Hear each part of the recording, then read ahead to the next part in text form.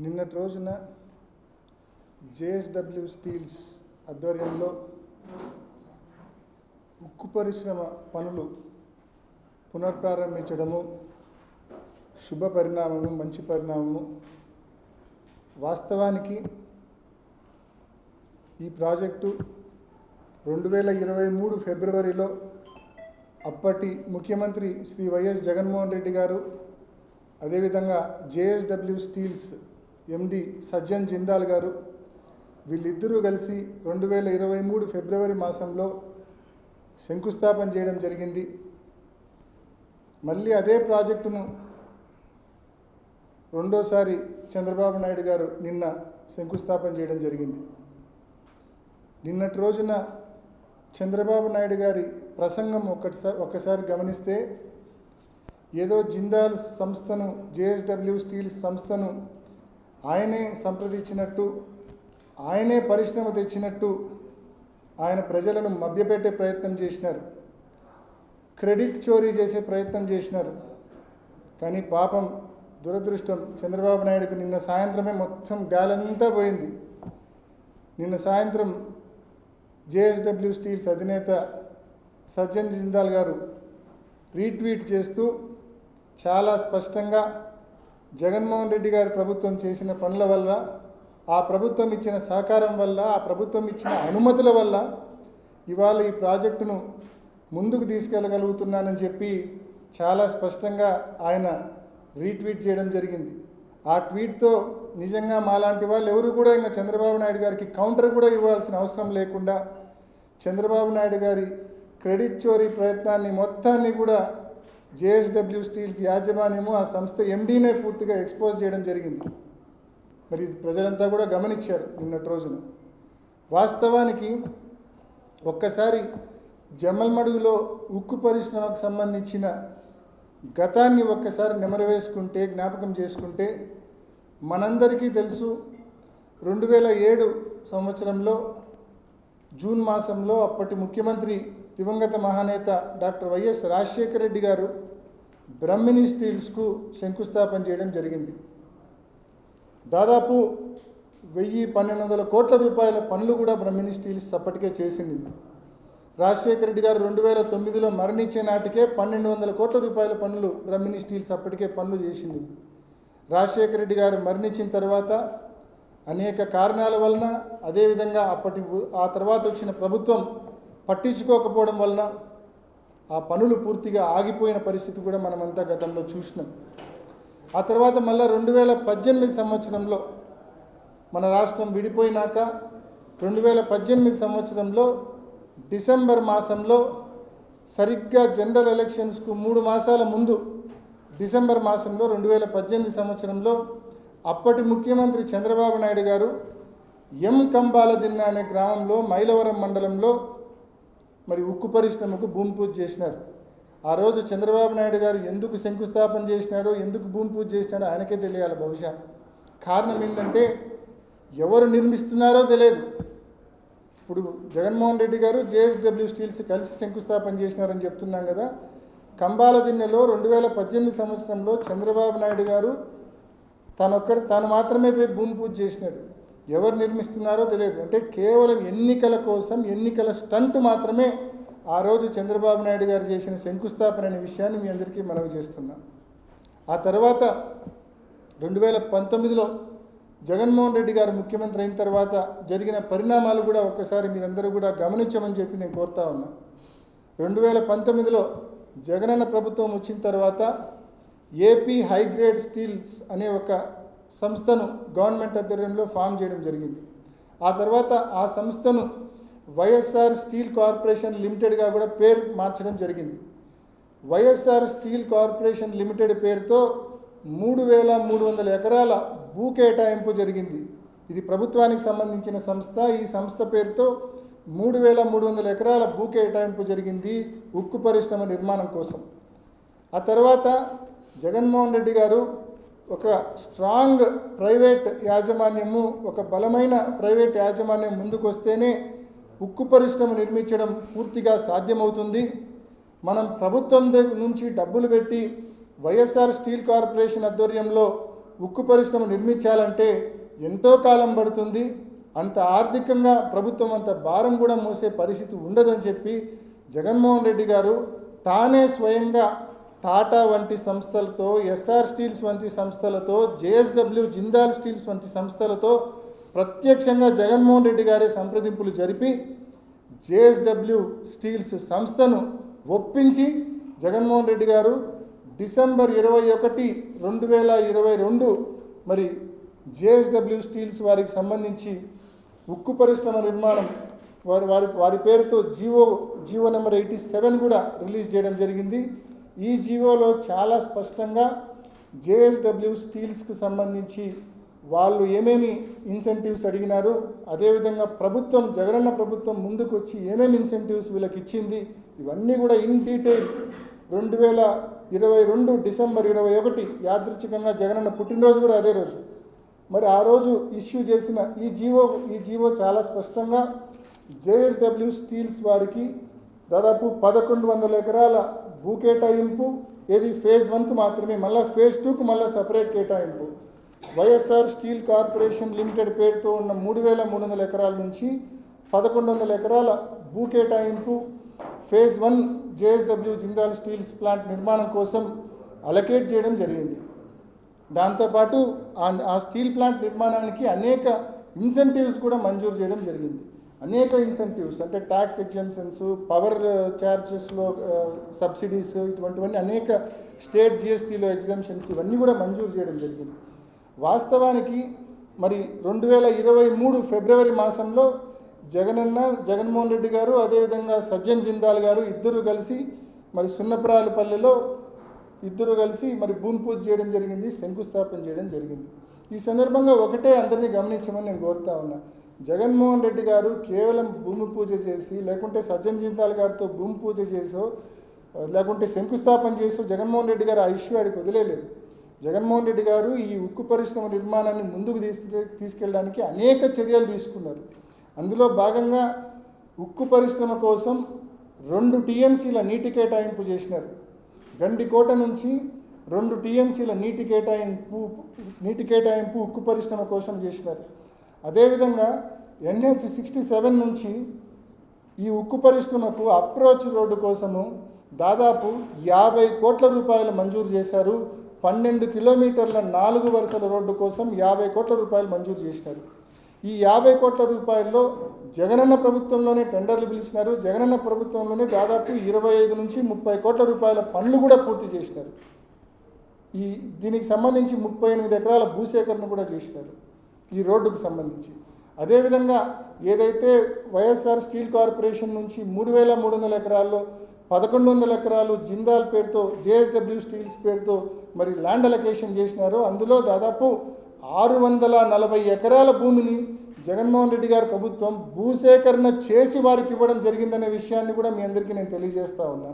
ఊరికనే అంటే దాదాపు రోడ్డు కోసం 38 ఎకరాలు, అదేవిధంగా పాస్బుక్లు, పట్టాలు అన్నీ ఉన్న రైతుల దగ్గర నుంచి 410 ఎకరాల భూసేకరణ చేయడం జరిగింది.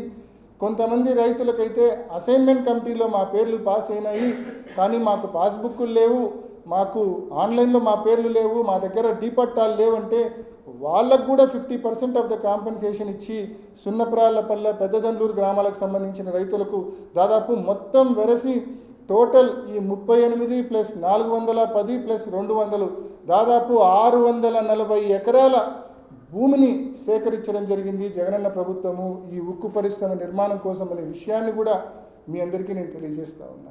అదేవిధంగా ఒక పరిశ్రమ నిర్మించాలంటే అన్నింటికంటే ముఖ్యమైనది ఎన్విరాన్మెంటల్ క్లియరెన్స్, పర్యావరణ అనుమతి. ఆ పర్యావరణ అనుమతి కూడా జగనన్న ప్రభుత్వమే తెచ్చిందనే విషయాన్ని కూడా నేను మీ అందరికీ మనవి చేస్తా ఉన్నా. అదేవిధంగా ఏ సంస్థ అయినా సరే నిర్మాణ పనులు మొదలు పెట్టాలంటే ఖచ్చితంగా CFE అనేది ఉండాలంటే కన్సెంట్ ఫర్ ఎస్టాబ్లిష్మెంట్ అనేది మ్యాండేటరీగా ఏ సంస్థకైనా ఉండాలి. ఆ CFE అనుమతులు కూడా, కన్సెంట్ ఫర్ ఎస్టాబ్లిష్మెంట్ అనుమతులు కూడా జగనన్న ప్రభుత్వమే తెచ్చిందనే విషయాన్ని కూడా మీ అందరికీ మనవి చేస్తూ ఉన్నా. ఇవన్నీ జగనన్న ప్రభుత్వం చేసింది కాబట్టే ఇంత వ్యయం, ఇంత ఖర్చు చేసింది కాబట్టే, ఇంత భూసేకరణ చేసింది కాబట్టే, అప్రోచ్ రోడ్డు కోసం 50 కోట్ల రూపాయలు మంజూరు చేసింది కాబట్టే 2 టీఎంసీల నీటిని అలకేట్ చేసింది కాబట్టే, పర్యావరణ అనుమతులు ఇచ్చింది కాబట్టే, కన్సెంట్ ఫర్ ఎస్టాబ్లిష్మెంట్ ఇచ్చింది కాబట్టే, ఇన్ని పనులు చేసింది కాబట్టే, ఇంతగా సహకరించింది కాబట్టే నిన్నటి రోజున సజ్జన్ జిందాల్ గారు చాలా స్పష్టంగా మీరు ఇచ్చిన అనుమతుల వల్లనే ఇవాళ ఈ ప్రాజెక్టును నేను ముందుకు తీసుకెళ్ళగలుగుతా ఉన్నానని చెప్పి చాలా స్పష్టంగా స్పష్టం చేయడం జరిగిందనే విషయాన్ని కూడా అందరికీ నేను మనవి చేస్తూ ఉన్నాను. మరి వాస్తవాలు ఇంత ప్రస్ఫుటంగా మన ముందుంటే, ఇంత క్లియర్గా జీవోల రూపంలో, సాక్ష్యాల రూపంలో వాస్తవాలు మన కళ్ళెదుటనే ఉంటే, ఇంత పెద్ద ఎత్తున భూసేకరణ చేస్తే, రోడ్డు కోసం ఇంత పెద్ద ఎత్తున డబ్బు వ్యయం చేస్తే, అదేవిధంగా పర్యావరణ అనుమతులు, సిఎఫ్ఈ వంటి అనుమతులు, వాటర్ అలొకేషన్స్ ఇవన్నీ కూడా జగన్మోహన్ రెడ్డి గారే చేస్తే, ఏమీ తెలియనట్టుగా వాస్తవాలన్నీ పక్కన పెట్టి చంద్రబాబు నాయుడు గారు నిన్న సభ ఏర్పాటు చేసింది.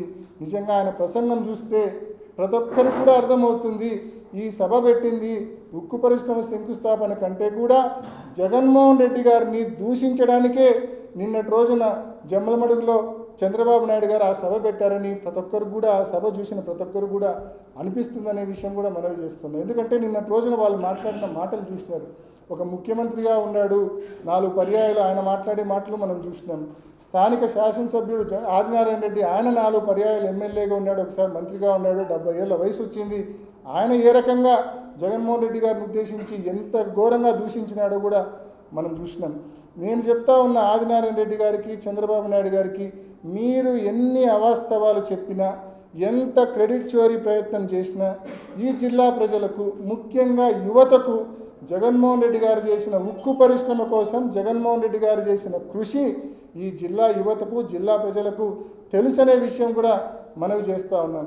సింపుల్ ఒకే మాటలో మనం చెప్పాలంటే, కంబాల దిన్నెలో ఉక్కు పరిశ్రమ తేడానికి చంద్రబాబు నాయుడు గారు చేసిన కృషి తెలుసు ఈ జిల్లా ప్రజలకు, సున్నపురాలపల్లిలో ఉక్కు పరిశ్రమ తేడానికి జగన్మోహన్ రెడ్డి గారు చేసిన కృషి కూడా ఈ జిల్లా ప్రజలకు తెలుసనే విషయం కూడా మనవి చేస్తూ, మీరెన్ని అవాస్తవాలు చెప్పినా మీ మాటలు, మీ ఆటలు సాగవని అని మనవి చేస్తూ ఉన్నాం.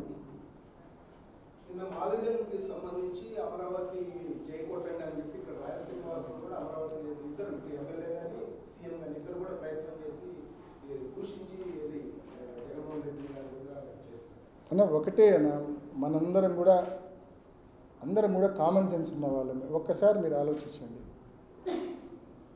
అమరావతి అనే ఒక క్యాపిటల్ డెవలప్ చేయడం కోసం చంద్రబాబు నాయుడు గారు దాదాపు 2 లక్షల కోట్లకు పైగా ఖర్చు పెట్టబోతా ఉన్నారు. మొత్తం ప్రభుత్వానికి సంబంధించిన డబ్బే. అంటే ఆర్టిఫిషియల్గా ఒక క్యాపిటల్ను అక్కడ క్రియేట్ చేసే ప్రయత్నం ఆయన చేస్తూ ఉన్నాడు. శివరామకృష్ణ కమిటీ వద్దన్నప్పటికీ కూడా మొండిగా 2 లక్షల కోట్ల రూపాయలు ఖర్చు పెట్టి అక్కడ ఆయన క్యాపిటల్ డెవలప్ చేసే ప్రయత్నం చంద్రబాబు నాయుడు గారు చేస్తూ ఉన్నారు. ఒకటే మీరంతా గమనించండి, ఎక్కడైనా ఒక 2 రూపాయలు ప్రభుత్వం పెడితే, ఒక 10 రూపాయలు ప్రైవేట్ వాడు పెడితేనే అది న్యాచురల్గా డెవలప్మెంట్ అనేది జరుగుతుంది. 10కి 10 రూపాయలు మొత్తం ప్రభుత్వమే పెడితే ఇంకా డెవలప్మెంట్ ఎక్కడ జరుగుతుంది? ప్రభుత్వం అప్పులు తెచ్చి ఆడబెడితే. కామన్ సెన్స్తో ప్రతి ఒక్కరు కూడా ఆలోచించాలి. నిజానికి మనం ఒక్కసారి చూస్తే జగన్మోహన్ రెడ్డి గారు ఏదైతే ఎంతో ఆలోచనతో, ఎంతో మంచి ఉద్దేశంతో ఆయన చెప్పింది, మచిలీపట్నాన్ని, విజయవాడను, గుంటూరును మూడింటిని కలిపి ఒక క్యాపిటల్గా ఫామ్ చేస్తే కనుక ఇప్పటికే ఎగ్జిస్టింగ్ ఇన్ఫ్రాస్ట్రక్చర్ బలంగా ఉంది, రోడ్ ఇన్ఫ్రాస్ట్రక్చర్ బలంగా ఉంది, మంచి ఎయిర్పోర్ట్ ఉంది. ఆ ఎయిర్పోర్ట్ను కూడా ఇంటర్నేషనల్ ఎయిర్పోర్ట్గా ఆల్రెడీ జగనన్న ప్రభుత్వంలోనే దానికి సంబంధించి నిధులు మంజూరైనాయి. ఆ పనులు కూడా జరుగుతూ ఉన్నాయి. పోర్టు పనులు జరుగుతూ ఉన్నాయి. సో సీపోర్ట్ ఉంటుంది, ఎయిర్పోర్ట్ ఉంటుంది, మంచి రోడ్ ఇన్ఫ్రాస్ట్రక్చర్ ఉంది. మనం ఈ 2 లక్షల కోట్లు, 2.5 లక్షల కోట్లు ఖర్చు పెట్టే బదులు ఒక 25,000 కోట్ల రూపాయలు ఖర్చు పెడితే కన్నా ఎక్సలెంట్గా మనము ఈ మూడు సిటీస్ను కలిపి ఒక అద్భుతమైన క్యాపిటల్ తయారు చేయొచ్చన్న జగన్మోహన్ రెడ్డి గారి ఆలోచన ప్రతి ఒక్కరిని కూడా ఆలోచింపజేస్తూ ఉంది. కరెక్టే కదా, ఇంత పెద్ద ఎత్తున అప్పులు చేసి మొత్తం డబ్బులంతా అమరావతిలో పెట్టి ఆ 4-5 గ్రామాలు డెవలప్ చేసి మరి దాని బదులు ఈ 3 పెద్ద సిటీస్ను డెవలప్ చేస్తే ప్రజలందరికీ ఉపయోగం ఉంటుంది కదా అని చెప్పి ఏ ఒక్కరికైనా అనిపిస్తుంది కదా. అదేం వాస్తవానికి మనం ఎన్ని మాట్లాడుకున్నా ఒకసారి గతాన్ని మీరు గుర్తు చేసుకుంటే, పవన్ కళ్యాణ్ గారిని ప్రసంగాలు మీరు గతంలో చూడండి. ఆయన చాలా క్లియర్గా కొన్ని మాటలు చెప్పినాడు. గతంలో ఏం చెప్పినాడంటే, అమరావతి అనేది ఎప్పటికీ ప్రజా రాజధాని కాదు. అమరావతి అనేది ఒక వర్గానికి సంబంధించిన రాజధాని మాత్రమే, ధనికుల రాజధాని మాత్రమే. అది ఒక 56,000 ఎకరాలకు సంబంధించిన గేటెడ్ కమ్యూనిటీ, ధనికులకు సంబంధించిన గేటెడ్ కమ్యూనిటీ మాత్రమే అని ఈ మాటలు అంటున్నది నేను కాదండి. ఈ మాటలు అన్నది పవన్ కళ్యాణ్ గారే అన్నారు ఈ మాట. మరి ఈరోజు అదే పవన్ కళ్యాణ్ గారు ఆయన మాట్లాడిన మాటలు ఆయనే మర్చిపోయి ఈరోజు పెద్ద ఎత్తున ప్రభుత్వం అక్కడ అంటే మెడికల్ కాలేజీలను ప్రజలకు ఇచ్చిన పథకాలను అన్నింటినీ పణంగా పెట్టి అక్కడ 2 లక్షల కోట్ల రూపాయలు అక్కడ వెచ్చిస్తా అంటే, వ్యయం చేస్తా అంటే పవన్ కళ్యాణ్ గారు కూడా ఏమాత్రం మాట్లాడకుండా మిన్నకుండా ఉండిపోయిన పరిస్థితి మనం చూస్తూ ఉన్నాం. ఇవన్నీ కూడా వాస్తవాలే కదా. అది ఎప్పటికీ ప్రజా రాజధాని కాదనే విషయం పవన్ కళ్యాణ్ గారు చెప్పింది. అది ఒక వర్గానికి సంబంధించిన రాజధాని, ధనికుల రాజధాని అని మాత్రం ఆయన చాలా స్పష్టంగా గతంలో చెప్పినారు. వాస్తవానికి అది వాస్తవం. కాబట్టే మావిగన్ ఏదైతే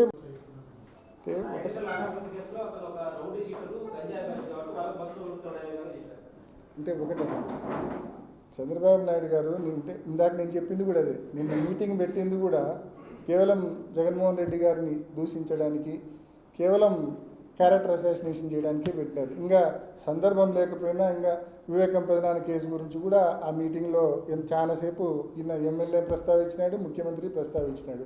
ఇంకా వాళ్ళకి ఏది కాదేది కవితకు అనర్హం అన్నట్టు సందర్భం ఏదైనా సరే ఇంకా వాళ్ళు అసలు అంటే ఈ సందర్భం ఏదైనా సరే ఇంకా వాళ్ళు ఇంకా టేప్ రికార్డర్ ఆన్ చేస్తారు. ఇంకా చంద్రబాబు నాయుడు గారు ఇంకా చెప్పిందే చెప్పి ఇప్పటికీ కొన్ని వేల సార్లు మాట్లాడి ఉంటారు.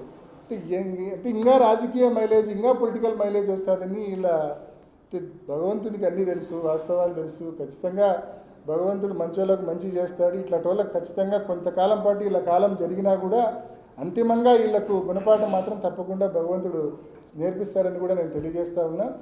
నిన్నటి రోజున సాగునీటి విషయంలో కూడా చాలా కామెంట్స్ చేసినాడు. నిజానికి జమ్మలమడుగులో ఉండి నువ్వు మాట్లాడుతూ ఉన్నావు, వైఎస్ఆర్ జిల్లాలో ఉండి చంద్రబాబు నాయుడు నువ్వు మాట్లాడుతూ ఉన్నావు. ఒక్కసారి నువ్వు చరిత్ర తెలుసుకో. మామూలుగా మైలవరం కావచ్చు, చిత్రావతి రిజర్వాయర్ కావచ్చు, ఈ రెండు కూడా తుంగభద్ర హై లెవెల్ కెనాల్లో సబ్ సిస్టమ్స్లో చివరి 2 సిస్టమ్స్, ఒకటేమో చిత్రావతి, రెండేమో మైలవరం. తుంగభద్ర నుంచి మనకు 1/2 టీఎంసీ 1 టీఎంసీ నీళ్ళు వస్తే గగనం. అటువంటి పరిస్థితుల్లో రాజశేఖర రెడ్డి గారు ముఖ్యమంత్రి అయిన తర్వాత 2004లో ఆయన ముఖ్యమంత్రి అయిన తర్వాత కృష్ణా నీటిని ఈ ప్రాంతానికి తేవాలా, ఈ జిల్లాకి తేవాలని చెప్పి కలలు గన నాయకుడు రాజశేఖర రెడ్డి గారు, పనులు చేయించిన నాయకుడు రాజశేఖర రెడ్డి గారు. రాజశేఖర రెడ్డి గారు ముఖ్యమంత్రిగా ఉండడం వల్లనే వాస్తవానికి మీ అందరికీ తెలుసు గండికోట డ్యామ్ కెపాసిటీని కుదిస్తూ చంద్రబాబు నాయుడు గారు గండికోట డ్యామ్ను 26 టీఎంసీల డ్యామ్ అయితే ఆ డ్యామ్ కెపాసిటీని కుదిస్తూ దాన్ని 6 టీఎంసీలకు కుదిస్తూ జీవో ఇష్యూ చేసిన మాట మరి చంద్రబాబు నాయుడు ఇచ్చిన మాట వాస్తవం కాదా? 6 టీఎంసీలకు కుదించిన మాట వాస్తవం కాదా? రాజశేఖర రెడ్డి గారు మళ్ళీ ముఖ్యమంత్రి అయిన తర్వాతనే దాన్ని 27 టీఎంసీల రిజర్వాయర్గా దాన్ని మళ్ళా జీవో రీఇష్యూ చేసి పెద్ద ఎత్తున ఆయన హయాంలో పనులు చేయించి గండికోటకు నీళ్లు తెచ్చారు. గండికోట నుంచి సిపిఆర్కి లిఫ్ట్ వేయించారు. గండికోట నుంచి మైలవరానికి నీళ్లు తీసుకుంటున్నాం, గండికోట నుంచి పైడిపాలెనికి తీసుకుంటున్నాం, సర్వరాయ సాగర్ తీసుకుంటున్నాం, వామికొండకు తీసుకుంటున్నాం. ఈ ప్రాంతానికి ఈరోజు ఇంత పెద్ద ఎత్తున కృష్ణా నీరు వచ్చినాయంటే ఆ రోజు దివంగత ముఖ్యమంత్రి డాక్టర్ వైఎస్ రాజశేఖర రెడ్డి గారి చలువ. ఆ తర్వాత గండికోటలో జగన్మోహన్ రెడ్డి గారు ముఖ్యమంత్రి అయ్యే నాటికి మీరు ఒక్కసారి చూస్తే మనం 10 టీఎంసీల నీరును కూడా నిల్వ చేసుకోలేని పరిస్థితి ఉండింది.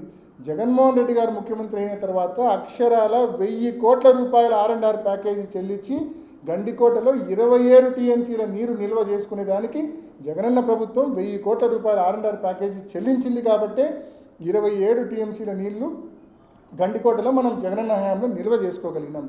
అదే సిబిఆర్లో కూడా చిత్రావతి రిజర్వాయర్లో కూడా ఏ రోజు కూడా 5 టీఎంసీలకు మించి నీరు నిల్వ చేసుకోలేని పరిస్థితి ఉంది. జగనన్న ప్రభుత్వంలో 270 కోట్ల రూపాయలు వెచ్చించి 4 గ్రామాల R&R చేసి సిబిఆర్లో కూడా 5 నుంచి 10 టీఎంసీల నీరు నిల్వ చేసుకునే పరిస్థితికి తీసుకొచ్చింది జగనన్న ప్రభుత్వం. అదేవిధంగా జిఎన్ఎస్ఎస్ ఫేజ్ 2 ప్యాకేజ్ 1 ప్యాకేజ్ 2 కోసము 400 కోట్ల రూపాయల పైగా వెచ్చించింది జగనన్న ప్రభుత్వము. ఇవన్నీ జగనన్న ప్రభుత్వం చేసింది.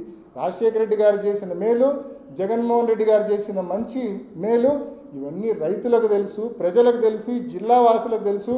చంద్రబాబు నాయుడు గారు వచ్చి అబద్ధాన్ని ఎన్ని వందల సార్లు చెప్పినా, ఆదినారాయణ రెడ్డి వచ్చి జగన్మోహన్ రెడ్డి గారిని ఎంత దూషించినా అవాస్తవం వాస్తవం కాదు, వాస్తవం అవాస్తవము కాదు. కాబట్టి ఇద్దరు కూడా మతిస్థిమితం కోల్పోయింది చంద్రబాబు నాయుడు, ఆదినారాయణ రెడ్డి గారు. వాస్తవంగా మతిస్థిమితం కోల్పోయి మాట్లాడుతూ ఉంది వాళ్ళిద్దరూ. నిన్న మా మాటల్లో అంటే జంతువులతో కూడా పోల్చి మాట్లాడినాడు ఆయన ప్రసంగంలో ఆదినారాయణ రెడ్డి గారు. నేను ఆదినారాయణ రెడ్డి గారిని అడుగుతా ఉన్నా, మనిషివేనా నువ్వు? ఇన్నిసార్లు ఎమ్మెల్యేగా పనిచేసినావు, గతంలో పంతులుగా పనిచేసినావు. రాజశేఖర రెడ్డి గారు కుటుంబం పెట్టిన భిక్షణని రాజకీయ జీవితం. ఒకప్పుడు హైదరాబాద్ నుంచి నీ ఊరికి పోవాలంటే, గుండ్లకుంట మీద పోవాలంటే నువ్వు భయపడేవాడివి. అప్పట్లో రామ్ సుబ్బారెడ్డి అనే వాళ్ళ చిన్నాయన స్వర్గీయ శివారెడ్డి గారి దాటికి నువ్వు భయపడేవాడివి. భయపడి మైదుగురి నుంచి చుట్టుకొని పోయేవాడివి నువ్వు.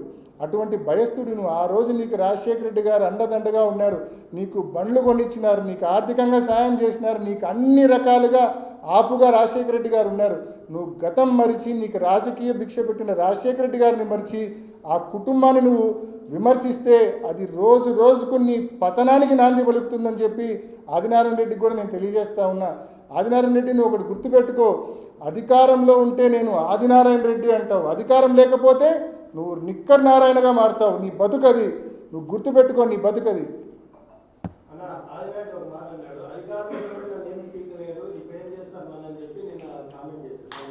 వాస్తవంగా అధికారంలో ఉన్నప్పుడు, మేము అధికారంలో ఉన్నప్పుడు ఎవరిని హరాస్ చేయాలని ఆలోచన చేయలేదు.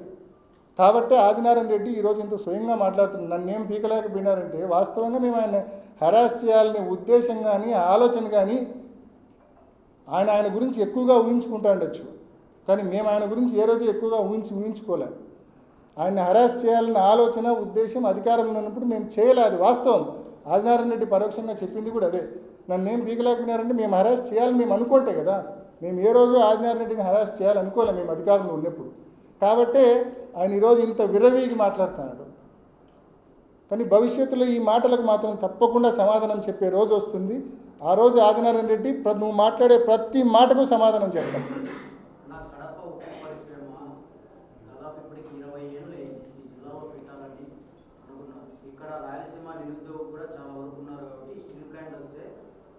ఉద్యోగాలు వస్తాయని చెప్పారు.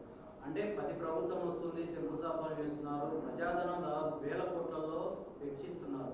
ఇంతవరకు ఈ పరిశ్రమ వస్తుందా రాదా అని చెప్పి చాలా మంది యువత కూడా ఒక అపోహలు ఉంటారు. మొత్తానికి ఇక్కడ కడపలో స్టీల్ ప్లాంట్ వస్తుందంటారు. డెఫినెట్గా జేఎస్డబ్ల్యూ జిందాల్ వారి ఆధ్వర్యంలో ఏదైతే మనకు 2023లో మనకు శంకుస్థాపన జరిగిందో, ఆ తర్వాత నేను ఇందాక చెప్పినట్టుగా మనం పర్యావరణ అనుమతులు ఇచ్చినాం, సిఎఫ్ఈ కన్సెంట్ ఫర్ ఎస్టాబ్లిష్మెంట్కి సంబంధించిన అనుమతులు ఇచ్చినాం, 640 ఎకరాల భూమి సేకరించి ఇచ్చినాము, 2 టీఎంసీల నీళ్లు కేటాయించినాము, 12 కిలోమీటర్ల 4 వరుసల రోడ్డు కూడా మనం శాంక్షన్ చేయడమే కాకుండా టెండర్లు పిలిచి పనులు కూడా 60-70% పూర్తి చేయించినాం.